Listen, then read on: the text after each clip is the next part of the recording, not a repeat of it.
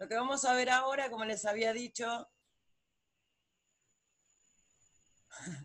no, ¿en serio? ¿Que no les dieron nada de choice? Ahora después voy a hablar con la profe. Bien. Eh, no pasa nada, Roberto, después está en los videos.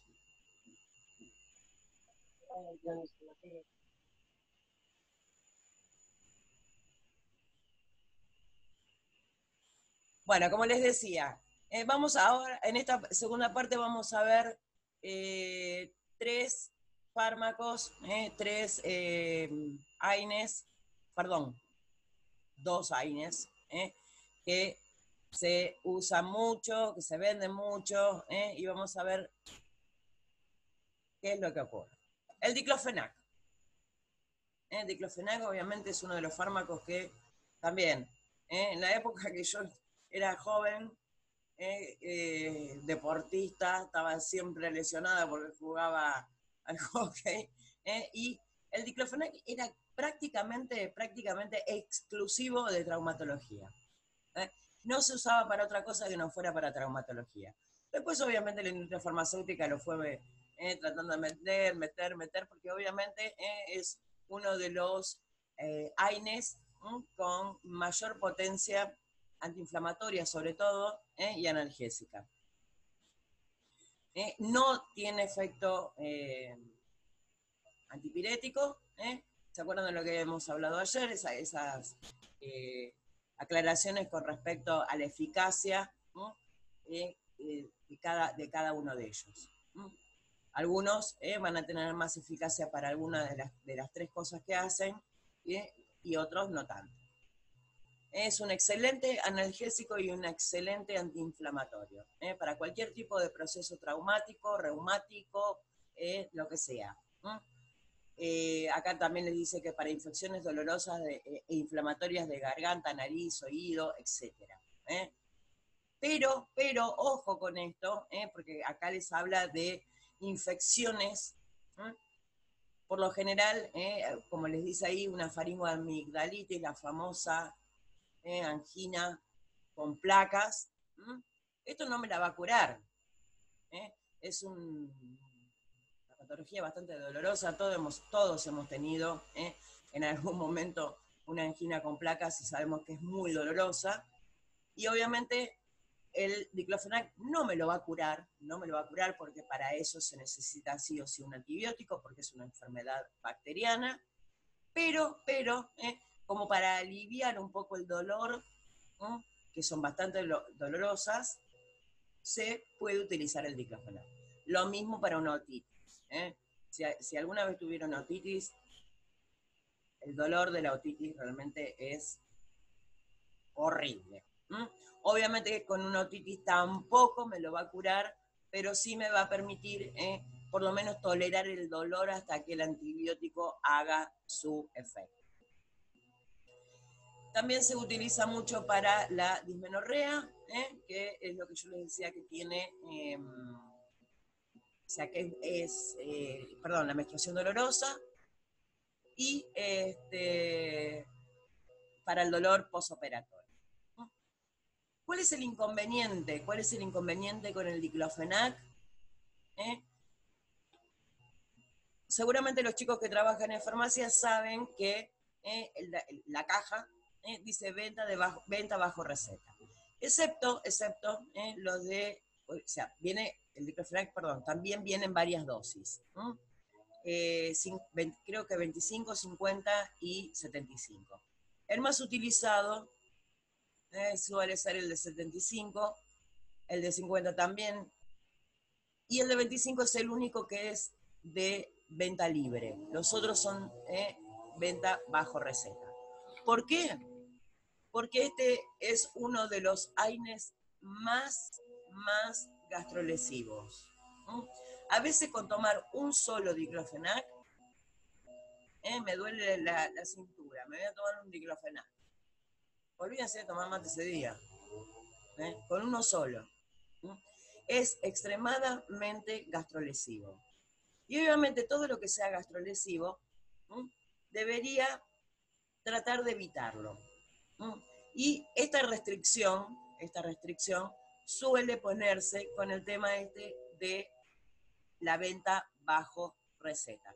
Porque precisamente esto es un efecto adverso que en este caso, como por ejemplo con el diclofenac, es bastante importante. Puede provocar, en el caso de que una persona tenga una úlcera, puede provocar que esa úlcera se lastime, se perfore, no me salió la palabra, perdón, se perfore y obviamente va a tener un inconveniente grave. La perforación de una úlcera es una complicación grave. Efectos adversos, como les dice acá, dolor epigástricos, náuseas, vómitos, diarrea, rara vez hemorragia, úlcera péptica, cefalea, mareos, vértigo, rash, erupción cutánea. Pero, también tiene otro inconveniente el diclofenac. El diclofenac, en su composición química, tiene sodio. De hecho, hay dos variedades. Está el diclofenac sódico, barato, y el diclofenac potásico, caro. ¿Cuál es el inconveniente acá con el diclofenac? Los pacientes hipertensos. Un paciente hipertenso porque en la composición química del diclofenac tiene bastante sodio, y si es una persona que tiene que tomar varios, obviamente acá va a haber bastante inconveniente. Entonces, el diclofenac sódico prácticamente les diría que está contraindicado para pacientes con hipertensión. Por suerte, la industria farmacéutica creó el diclofenac potásico. Y esto debería ser una costumbre, ya que un medicamento que lo tengo que vender o que debería venderlo con receta, lo tengo que vender sin la receta y venderlo como si fuera papas fritas en el puesto. Obviamente, no me cuesta nada preguntarle a la persona, ¿sódico o potásico? ¿Querés diclofenac sódico? ¿Querés diclofenac potásico? Aquella persona que obviamente está acostumbrada, porque sabe que tiene hipertensión y sabe, directamente pide el diclofenac potásico. Pero me han pasado varias veces ir a la farmacia a buscar diclofenac, hernia de disco, y obviamente siempre, es una constante. Siempre me preguntan, ¿sódico o potásico? Pero hay una realidad. Quizás esa pregunta es un poco en el aire, porque yo no sé si la persona realmente conoce la diferencia entre sódico y potásico. Pero sí lo puedo simplificar y preguntarle, ¿la persona que va a consumir el diclofenac tiene hipertensión? Que me dice que sí, me dice que no. Puede ser que la persona no sepa que tiene hipertensión, o sea, no tiene por qué conocer el nombre técnico. ¿Tiene presión alta? La persona que va a tomar el diclofenac, ¿tiene presión alta? Sí, incluso toman unos remedios, no importa cuál. Bueno, le recomiendo el diclofenac potásico. Y de paso, como es más caro, el dueño de la farmacia es más contento. A ver, que veo que hay algo en el chat. A ver. Marcelo, profe, yo en diciembre, no era COVID, tuve mucha fiebre y terminé en guardia. Tomé paracetamol por mi cuenta y en guardia me inyectaron dipirona. Como no me bajaba la fiebre, me inyectaron diclo, porque si no, no me podían hacer ningún tipo de análisis. No sé por qué te pusieron diclo, si con la dipirona ya es el mejor antipirético. Mirá, esto no se lo cuenten a nadie, pero nunca confíen en un médico de guardia. Profe, ¿me escuchan ahí? Sí. Yo estuve 2 horas y media, 3, no sé cuánto estuve un buen rato y me habían inyectado la dipirona y no me bajaba la fiebre. O sea, ya había pasado un muy buen rato y no me hacía efecto, no me bajaba. Yo en mi casa a la mañana había tomado paracetamol, cuando fui a la guardia no estaba bajo los efectos de ningún analgésico. Eh, y después me inyectaron el diclofenac y recién ahí me bajó, eh, me terminó de bajar a una temperatura más o menos como para que me pudieran hacer el laboratorio, después de estar 3 horas ahí metido. No sé si tiene que ver por ahí, capaz no es antifebril, pero potenció a la dipirona o algo así, no tengo idea. En cierta medida sí puede ser que haya potenciado la dipirona, pero dipirona como, o sea, a ver, puede haber logrado que disminuya el proceso inflamatorio. Ponele, ¿eh? O sea, porque como es un excelente antiinflamatorio, si bien no tiene nada que ver con la fiebre, o sea, lo más probable es que hayas tenido algo infeccioso. Seguramente era alguna bacteria que estaba jorobando por ahí dando vueltas y debe haber terminado el tratamiento con antibióticos. Pero la realidad también es que puede haber sido precisamente la dipirona. ¿Eh? A veces tarda en hacer efecto. Y justo cuando ya no sabían qué carancho hacer para bajarte la fiebre, dijimos, bueno, vamos a probar con esta otra cosa, con un diclofenac, y lo más probable es que haya hecho el efecto de la dipirona. En realidad es lo que yo siempre digo. Los fármacos se estudian obviamente en porcentajes, en relación a lo común. Ahora, cuando vos tenés un proceso infeccioso, obviamente todo está bastante desbarajustado. ¿No? Tu metabolismo de todos los días, digamos, normal, cuando estás sano, no actúa de la misma manera y obviamente la respuesta a los fármacos puede ser retardada. ¿No? Porque la verdad, el diclofenac no tiene una eficacia antipirética que sea realmente importante. O sea, es como todo. O sea, si bien nosotros sabemos que todos los AINES, por la inhibición de la ciclooxigenasa y el piripipí, toda esta historieta, deberían hacer tal y cual cosa. Pero siempre hablamos de la eficacia. Por eso ayer estábamos hablando un poquitito de los distintos grupos. ¿No? Pero la verdad es que ahí también interviene la eficacia de un fármaco y la respuesta biológica del paciente. En una infección o en un proceso inflamatorio, todo esto está desbarajustado a lo que es lo normal.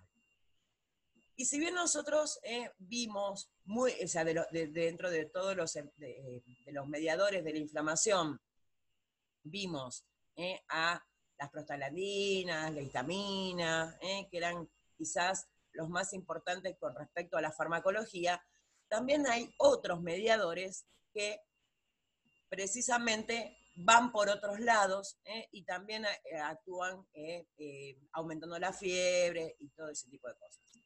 Y lo más probable, y mejor la cabeza, que lo que haya tenido es un proceso infeccioso bacteriano, porque hay ciertas bacterias que producen sustancias que se denominan pirógenos, que aumentan la fiebre de una manera impresionante. Por eso, mira, justo también hablando de la faringoamigdalitis, que estábamos hablando antes, el estreptococo suele ser uno de las bacterias que más aumentan la fiebre y precisamente porque estas mismas bacterias son las que producen estas sustancias que aumentan la fiebre. Entonces ahí,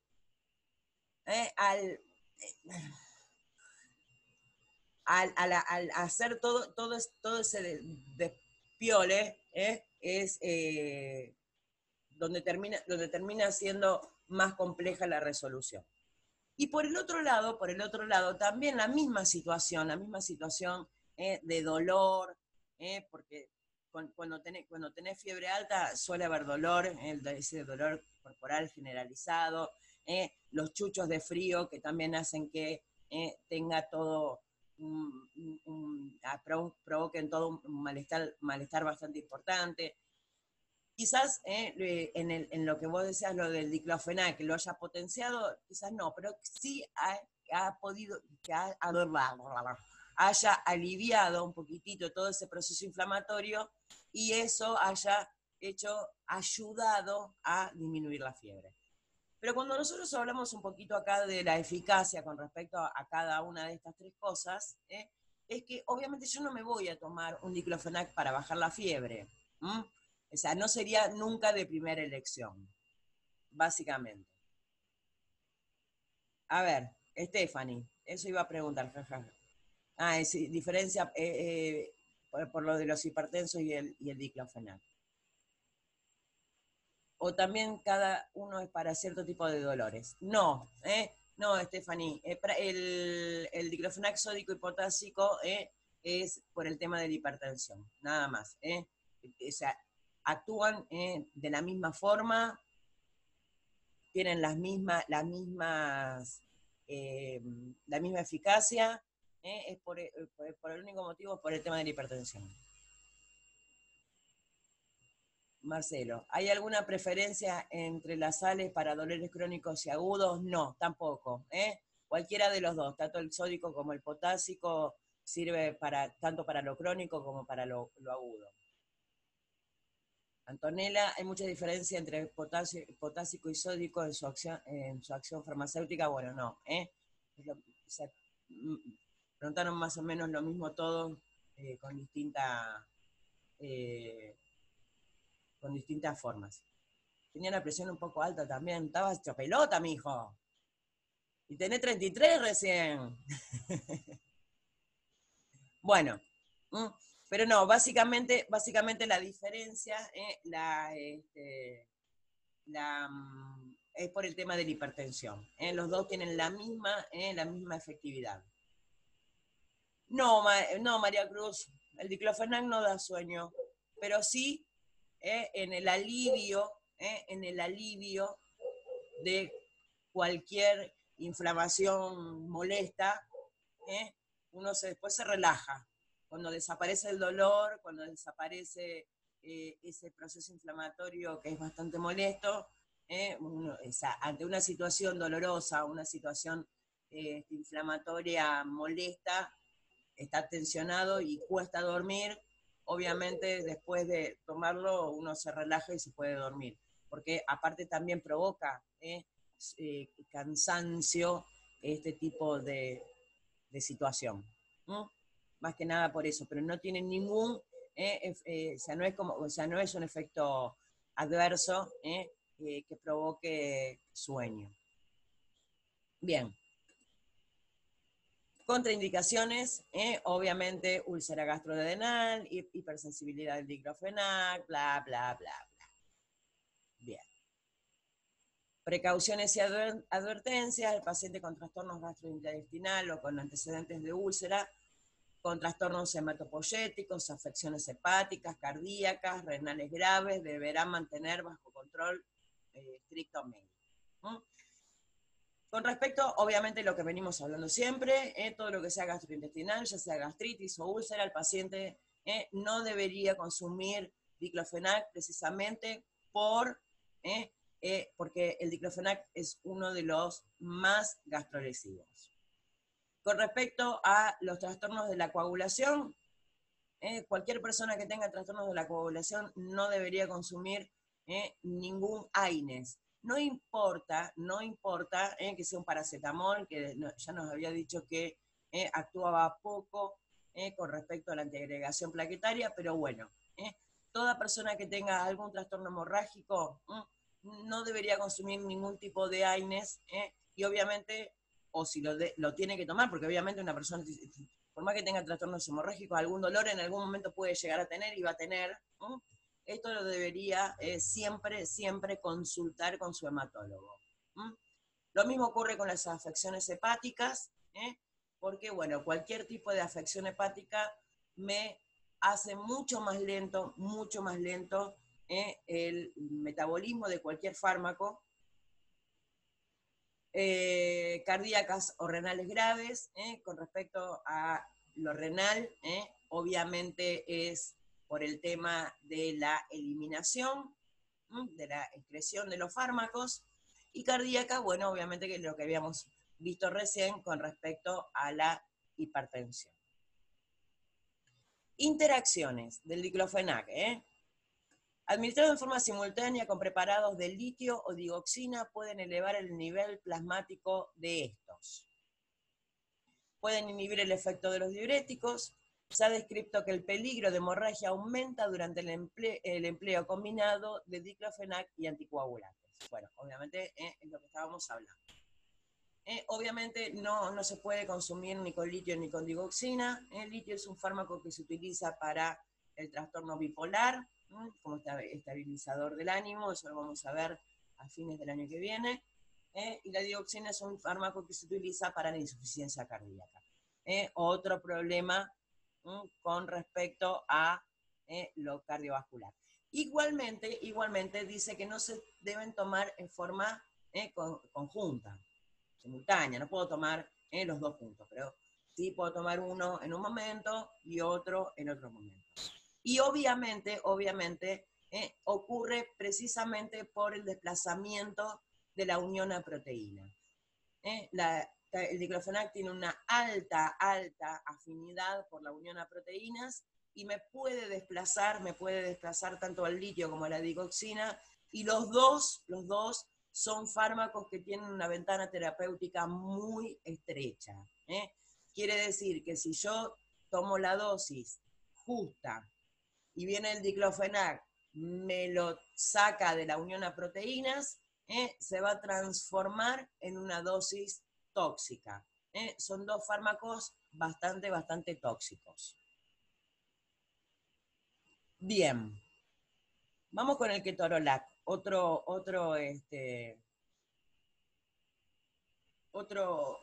chiche de las farmacias, que también se vende bastante y obviamente también sin receta. Analgésico y antiinflamatorio oral. Tratamiento a corto plazo del dolor moderado a grave.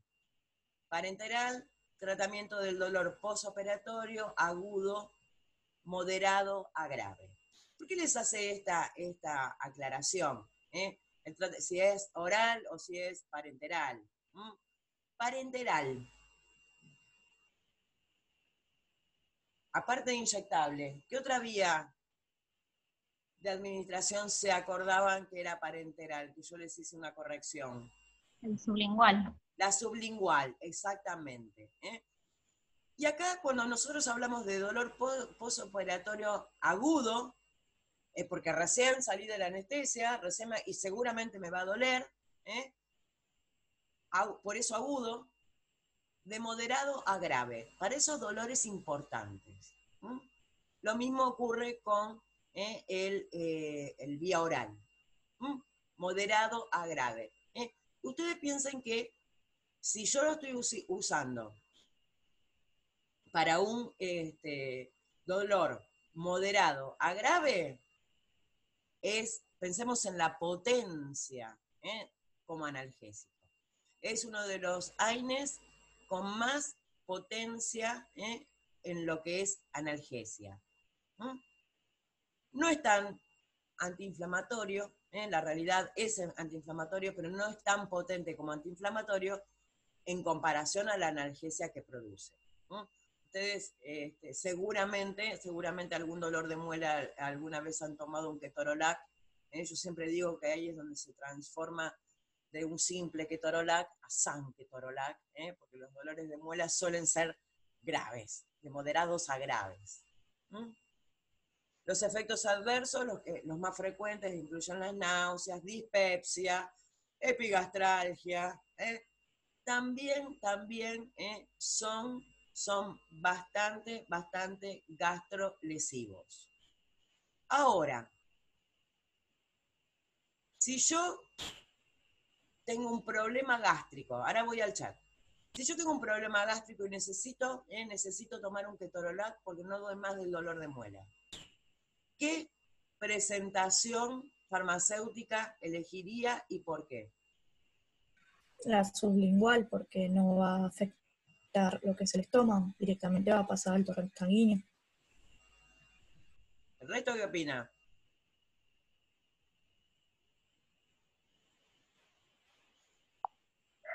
No. Todas, tampoco.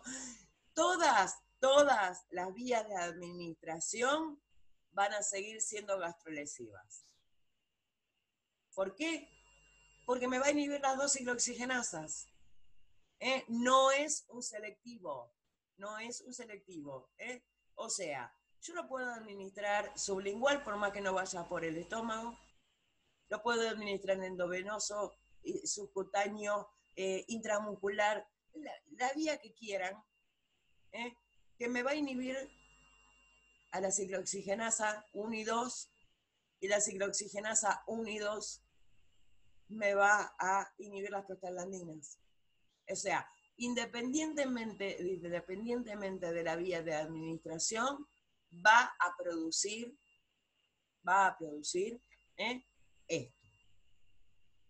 Lo mismo con el diclofenac, y vale lo mismo para todos. Para todos. Bien. Contraindicaciones. Se recomienda su uso en el corto plazo, y no me va a dejar hablar de ergotamina, ya que en los pacientes tratados crónicamente más de 3 meses, el riesgo de úlcera gastrodenal, hemorragia y perforación aumenta en forma notable.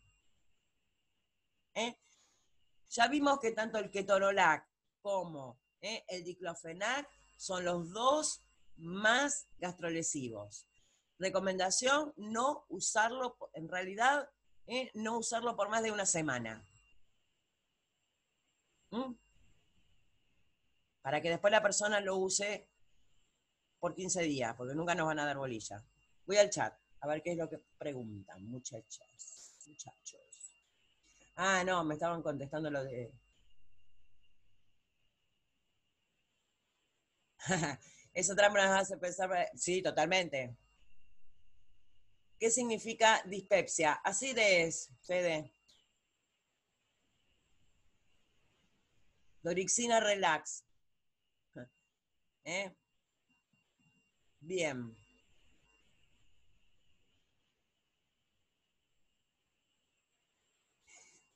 Roberto, ¿qué tiene el Ponstil? No me acuerdo.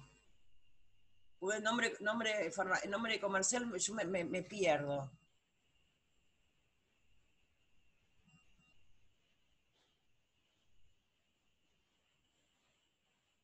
Que me perdí.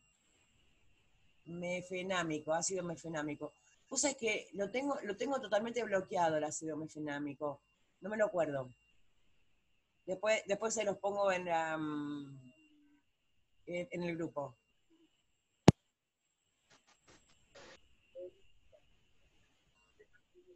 El diclocompridinol, sí. El diclofenac, bien. Marianela, tu acotación. Ahí sí, el diclofenac con pridinol provoca sueño, pero porque es la combinación del diclofenac con un miorelajante. De noche sale como caramelos. A ver.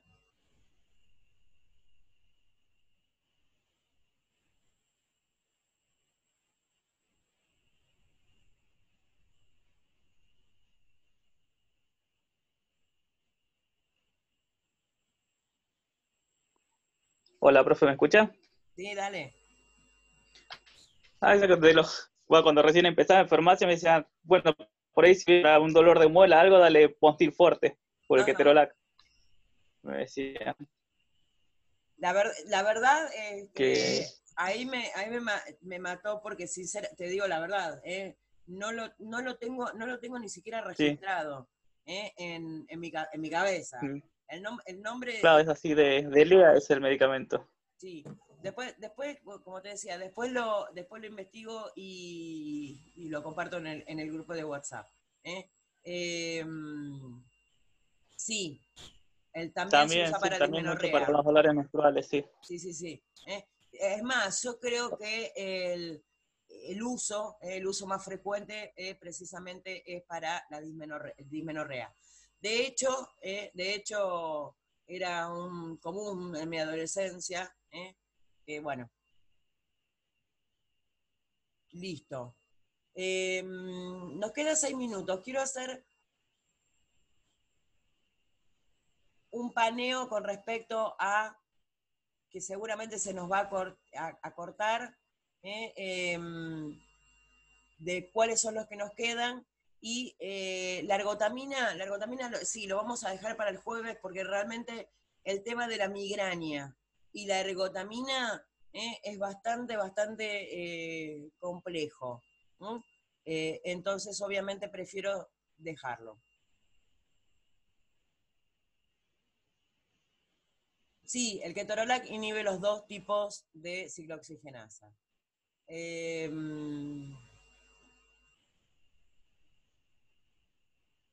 Antonella, profe, los temas de ámbito que entrarían, ¿cuáles serían para el parcial?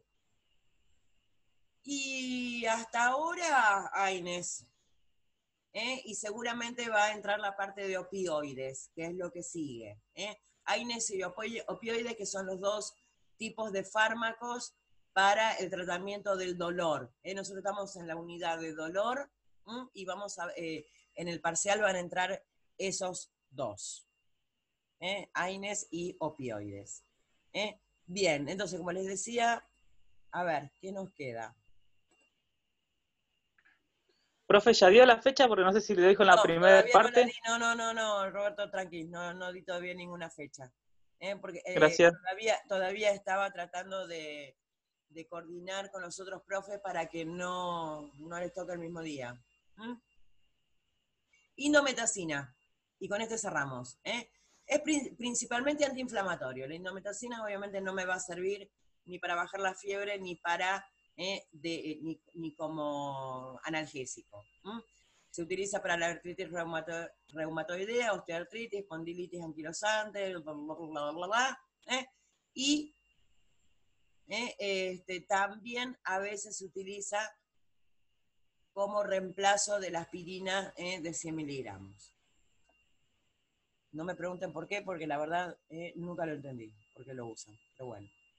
Y después, bueno, como ya les decía recién, ahora viene la parte de ergotamina. Miren acá, bien grande, dice, no es un AINES. Esto de la ergotamina lo vamos a ver específicamente el jueves que viene, porque, vuelvo a repetir, es un fármaco que tiene una peligrosidad bastante importante. Tiene un solo uso específico, que es la migraña. Entonces, o sea, cuando veamos cuál es el mecanismo de acción, vamos a ver que no sirve para otras cosas. Y les puedo asegurar que yo lo he visto, no es que me lo han contado. Ir al supermercado de los chinos, dame un Migral. Y es un fármaco peligroso. Mi marido tiene migraña, sufre migraña, tuvo una intoxicación con ergotamina. Ahora consume otro fármaco porque obviamente el dolor de la migraña es bastante embromado. Y yo voy a la farmacia, lo compro y nadie me dice nada. En la farmacia nadie me dice, no, si no tenés la receta no lo puedes comprar. Y tampoco hay que hacerle caso, me puse que me duele un poquito la cabeza acá. Y tomate un ibupirac, no me sirve para ese tipo de dolor de cabeza. Es exclusivo para el dolor de la migraña. Por eso quiero que tengamos una clase prácticamente exclusiva de eso. Fecha. Pega mucho el nombre comercial. Lo piden para cualquier cefalea común todo el tiempo. Exactamente. El ibupirac, dame un ibupirac o un migral. Y bueno, después les voy a mostrar las consecuencias de una intoxicación por ergotamina. Y les cierro contando que la ergotamina o de la ergotamina deriva el ácido lisérgico. Por eso le cierro. Por eso le cierro sí, el LSD. Le cierro y les dejo picando para el jueves que viene, para que vean que no es cosa de nada. Ojo, no va a ser el efecto, no va a tener ningún tipo de efecto alucinógeno. Aviso. Un diurético es un fármaco que se utiliza para aumentar la diuresis, ¿no sé? Para hacer más pis. Después vamos a ver que los diuréticos se utilizan en el tratamiento de la hipertensión y para eliminación de acumulación de líquido anormal. De acumulación de líquido anormal en el cuerpo. Bueno, gente bella, nos vemos el martes. Espero para el martes tener un poco más claro lo de las fechas, que están todos locos y desesperados, y lo cual es lógico. Si yo fuera ustedes también me enloquecería. Pero si como yo cuando era estudiante era muy alfachona y estudiaba todos los días, no tenía problema. Mentira. Buen fin de semana, chicos. Nos vemos el martes.